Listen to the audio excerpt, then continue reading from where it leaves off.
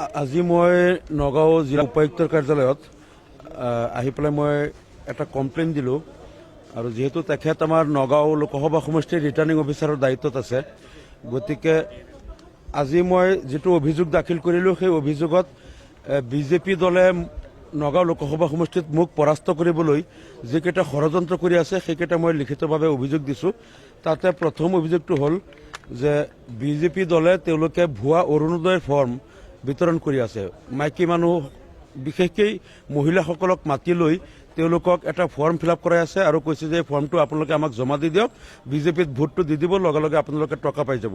আৰু সেই টকাটো তেওঁলোকে কৈছে ইমান দিনে আপোনালোকে 1250কৈ পাইছিলে, এতিয়া 10,000 15,000 পাব। গতিকে এই যে ভুৱা ফৰ্ম, এইটো অৰুণোদয়ৰ ফৰ্ম নহয়, ওপৰত পদুম ফুলৰ ছবি থকা এটা ফৰ্ম বিতৰণ কৰি এনেকৈ মহিলাসকলক তেওঁলোকে বিভ্ৰান্ত কৰি আছে। আৰু সেই যে তেওঁলোকে এনেকৈ বুজাই আছে, ইয়াৰ ভিডিঅ' কৰি পেলাই ভিডিঅ'টো আমি ৰিটাৰ্নিং অফিচাৰৰ মোবাইলত মই আজি দিছোঁ যে তেওঁলোকে কি কি কথা কৈ আছে, কেনেকৈ বুজাই আছে। আৰু ইতিমধ্যে উপায়ুক্ত মহোদয়ে কৈছে যে মই ভিডিঅ'টো পাইছোঁ আৰু আমি তদন্ত কৰিবলৈ দিছোঁ। এইটো আমি তদন্ত কৰি যিসকলে এনেকৈ মানে ভোট কিনাৰ স্বাৰ্থত মহিলাসকলক বিভ্ৰান্ত কৰি ভুৱা অৰুণোদয় ফৰ্ম বিতৰণ কৰিছে, আমি একশ্যন ল'ম বুলি ডিচিয়ে কৈছে। আৰু দ্বিতীয় অভিযোগটো আমাৰ হ'ল যে তেওঁলোকে এটা প্ৰচাৰ পত্ৰিকা বাৰ্তা নামেৰে এটা লিফলেট প্ৰচাৰ কৰি আছে, তাৰ তলত হিমন্ত বিশ্ব শৰ্মাৰ চহী আছে। আৰু ইয়াত মুখ্যমন্ত্ৰী বুলি লিখা নাই, হিমন্ত বিশ্ব শৰ্মা বুলি লিখি চহী কৰা আছে। আৰু ইয়াত লিখিছে যে প্ৰতিজন ভোটাৰে যেতিয়া ভোটদান কৰিবলৈ যাব, তাত যিসকল বিজেপি দলৰ পলিং এজেণ্ট থাকিব তেওঁলোকে সেই ভোটাৰজনে কোনটো সময়ত ভোটদান কৰিছে সময়টো ভোটাৰ তালিকাত লিখি ৰাখে যাতে। আৰু এই তালিকাখন মুখ্যমন্ত্ৰী তাত পঠাব আৰু মুখ্যমন্ত্ৰীয়ে তাৰ পৰা তেওঁলোকে মনিটৰ কৰিব, টাইমটো পালে এই মানুহজনে ক'ত ভোট দিছে তাৰ পৰা মনিটৰ কৰি তেওঁলোকে উলিয়াব পাৰিব।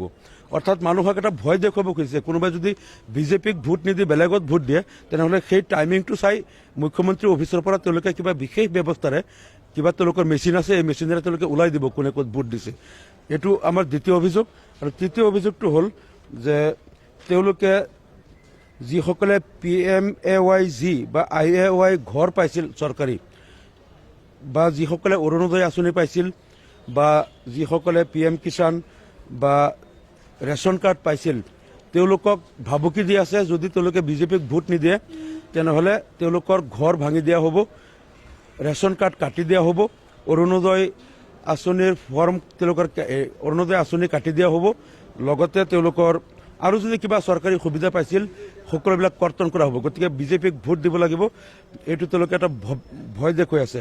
4 নম্বৰ, তেওঁলোক আমাৰ অভিযোগটো হ'ল যে তেওঁলোকে গাঁওবুঢ়া, আশা কৰ্মী, অংগনবাদী কৰ্মী, অংগনবাদী ছুপাৰভাইজাৰ, স্বাস্থ্যকৰ্মী তেওঁলোকক মাতি আনি পেলাই তেওঁলোকৰ অফিচাৰক দি মাতি আনি এক জেগাত সমবেত কৰিছে আৰু তেওঁলোকক বিজেপিৰ হকে প্ৰচাৰ চলাবলৈ বাধ্য কৰিছে।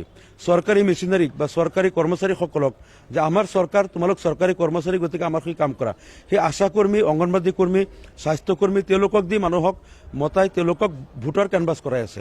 এইটো এটা মডেল কোড অফ কণ্ডাক্টৰ ভায়োলেশ্যন। এইটো আমাৰ 4 নম্বৰ কমপ্লেইন। আৰু 5 নম্বৰ আমাৰ কমপ্লেইনটো হ'ল যে তেওঁলোকে ভোটাৰক কৈ আছে যে তেওঁলোকে ভোটদান কৰোঁতে মোবাইলত ভিডিঅ' কৰিব লাগিব, ভোটটো তেওঁলোকে ক'ত দিছে। যদি বিজেপিত ভোট দিয়াৰ লগে লগে তেওঁলোকে ফটো বা ভিডিঅ' কৰিব লাগিব ভোটটো তেওঁলোকে বিজেপিত দিছে বুলি। তাৰপিছত তেওঁলোকৰ যে প্ৰভাৰী বা তেওঁলোকৰ পৃষ্ঠা প্ৰমুখ আছে তেওঁলোকক পঠাব লাগিব এইটো।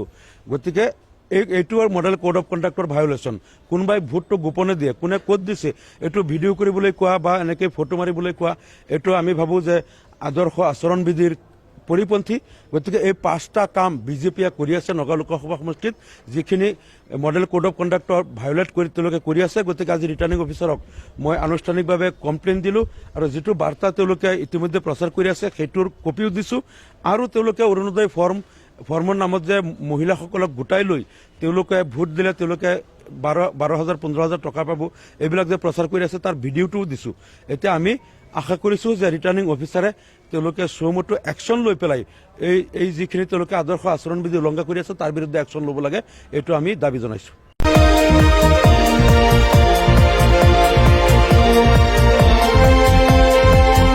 আপুনি চাই আছে নগাঁও টিভি, নগঞাৰ বাবে নগাঁৱৰ বাতৰি।